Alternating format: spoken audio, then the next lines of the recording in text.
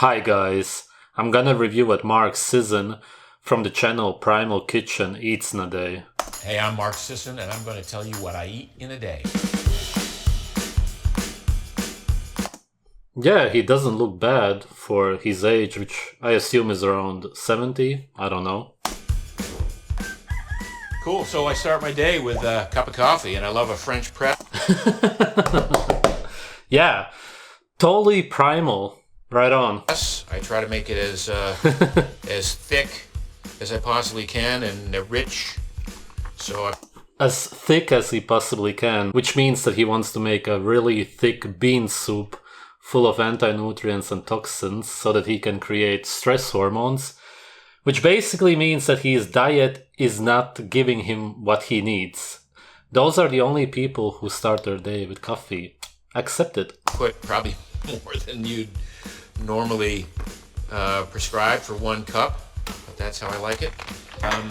Because of metabolic flexibility, I wake up full of energy. I don't feel the need to eat. I'm not hungry. Okay, you wake up full of energy, but you need coffee, right? And then you live off of your body fat, which I can see, but there's a line that you can cross, and I think that you have crossed the line. I don't choose to eat usually until about 12:30, 1 o'clock, 1:30 sometimes.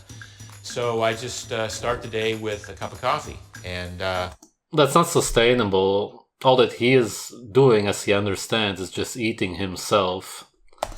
You know, I think it's more habit than anything now. I'm not like jonesing for a cup of coffee or jonesing for caffeine. Sure, that's what they all say. Like the taste and the ritual. Yeah, and of course. I do add cream. I've got some raw cream here, and not shy about adding some cream to it. And then That's good, but what's the point of adding raw cream if you put it in something that's boiling hot usually? Put a tiny bit of whatever monk fruit sweetener in, because I like that effect too. Yeah, of course, because it tastes terrible. The main part of this for me, part of the ritual, is I do a crossword puzzle every morning, so I have to have my coffee and do the crossword at the same time. Oh yeah.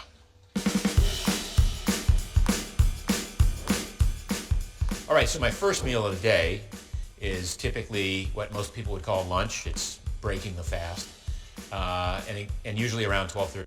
I almost confused that for a vegan meal. It's a bit too green. 1 o'clock, maybe 1:30, and it consists of protein and some form of a vegetable usually, and then today. Okay, so he's obsessed with keeping his body fat super low. That can't end well long term. Suggesting this to people who are in their 30s, 40s, you're never gonna last until his age. You're gonna be way too skinny, you're gonna have hormonal problems. Just don't listen to him. Don't fast, which is just starving. And it does go, of course, against your senses. You can't really get used to that long term. You're always gonna be hungry in the morning, which is normal, especially if you do any kind of activities, even if it's drumming, and actually especially drumming if you do a lot of it. But anyway, he has fish for protein. Okay, there's maybe some omega-3s a little bit. Probably not, because it looks like farm garbage. I just see some useless salad leaves, which are essentially only full of water, fiber, and probably pesticides. Even if it's organic, usually that's the case. Salmon, this is pretty typical lunch for me, with some greens. It's not a big salad. Why? It's not what I used to call a big-ass salad by any means. It's pretty big. It's mostly about the protein these days. I'm going to dress it with some primal. Yeah, but what's the point of the salad then? You don't even mention it. Lemon turmeric dressing. Turmeric is pretty toxic, mate. Kitchen lemon turmeric dressing, which is my favorite. And again, this is just enough to fill me up, satisfy me, get me fueled up, and enough protein to get me through the rest of the day until dinner time. How does protein get you through the day, really? 7:30, maybe 7:30, maybe 8 o'clock at night. So 2 meals a day. All right, after lunch, I don't snack in the afternoon. I don't feel compelled to. I think there's probably a reason not to snack unless you're hungry, and I'm really not that hungry.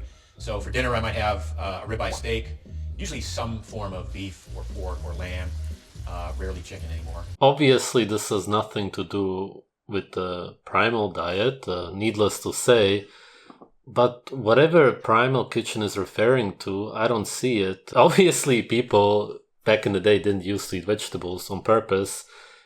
They would hardly even eat them if they were starving. There's just no point at all. Maybe some kind of fruits, even what we call vegetables nowadays, a lot of them are a sort of a fruit, like peppers, paprika.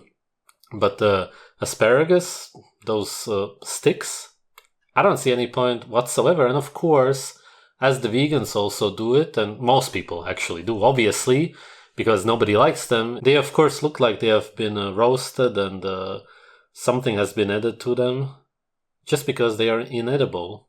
Steak that I would consume for dinner. And I'm going to guess that the total calories here is probably 900 on this plate.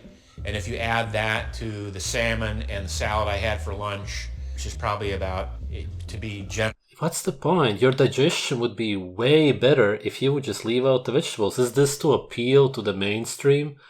Because most people would say, hey, where's the vegetables? You're only eating salmon? Just take 2 pieces of salmon or more ribeye. Doesn't make sense. Or 600. You know, we're at under 2,000 calories for the day. And yet, if you look at the amount of protein that I've consumed, it's a significant amount. It's, well in excess of 100 grams of protein. Some healthy fats in the form of avocado, in the form of avocado oil, in the form of some of the saturated fat in the grass-fed ribeye steak. To be fair, a lot of the protein is destroyed when you cook the food. So if you look at the protein in ribeye steak, you get a count of maybe 30%, depending on how much you cook it. It's hard to see how much you cook the steak. And not a lot of carbs. The carbs are largely in the form of leafy greens, or in this case, the asparagus. So I don't feel compelled to eat a lot of carbs. I would have a glass of wine or 2 with this evening meal, and that would most likely be a dry farm wine selection, which means it's got no sugar, lower in alcohol, lower in tannins. He doesn't really explain or dwell into why he drinks the alcohol.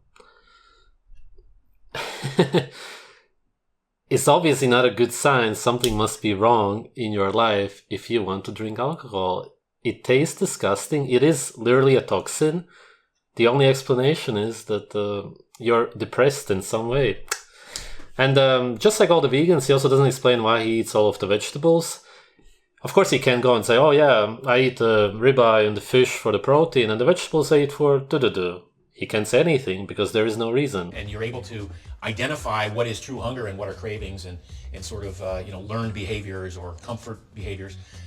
You can really settle into a very tasty and effective... The stuff looked quite burnt, carcinogenic. When I'm home, I love to use Primal Kitchen steak sauce on my steaks. It's... Yeah, of course, there's a code also. Yeah, alright. Obviously, Primal Kitchen is just a stupid word for marketing. And a primal sauce, come on. Ash and his Wonder Planets would be turning in his grave right now if he knew that they are using the word primal. Because as far as I'm concerned, he more or less started it. For them to use the word primal in their YouTube name is sort of disrespectful towards what he was promoting. One of the reasons I developed it in the first place just adds that extra little bit of flavor to any piece of meat. Alright, that's it. Don't get me wrong, what he eats is way better than what most people, especially his age, nowadays eat. A lot of them are in care homes already, and all that they get are some bread with marmalade or whatnot. Basically just 80% carbs, as they would want you to eat, of course, because then your brain doesn't work at all, you get more and more demented and so on, as we can see with a politician who's in his late 70s. And of course, Mark will probably not end up that way because he doesn't eat enough fat. There's some fat in the ribeye. I hope that he sometimes eats more fat or binges on it, even if it's off camera, because he is quite low body fat, as I said, and it is, of course, not sustainable, and it's not going to work long term, also for your brain. The bottom line is that he obviously doesn't eat the way our ancestors did. I hope that it's needless to say, especially with the cooking already. animals in nature, and humans are also animals, eat their food raw. That's just how it's always been. It's a very modern idea to cook your food because of all the pseudo-scientific ideas that you can get more nutrients out of it, blah, blah, blah, which I've all debunked in my videos. You obviously get way less nutrients, it's way harder to digest the food, and so on. I don't know if Mark simply fell for that, or if it's simply easier to market this diet. And again, it would be great if most people ate somewhat like this compared to how most people eat nowadays, but it's very far from actually eating a healthy, natural diet, an actual so-called primal diet, which would be based on raw meat, mostly organs, and a lot of raw fat. Even if it's raw dairy, that would still be better than any of the avocados, which he kind of promotes in this video. It's just very accessible to people to eat that way, to kind of get into it, and then they are able to eat like that in front of their so-called friends, if they had any. It also looks like he gets a lot of sunlight, which is of course very healthy. If only he would stop with the fat phobia, and if he would stop eating all of the vegetables, then it would be way better, which are all man-made. It really doesn't make any sense at all to call it primal anything when you're eating so much man-made food. Alright, thanks for watching.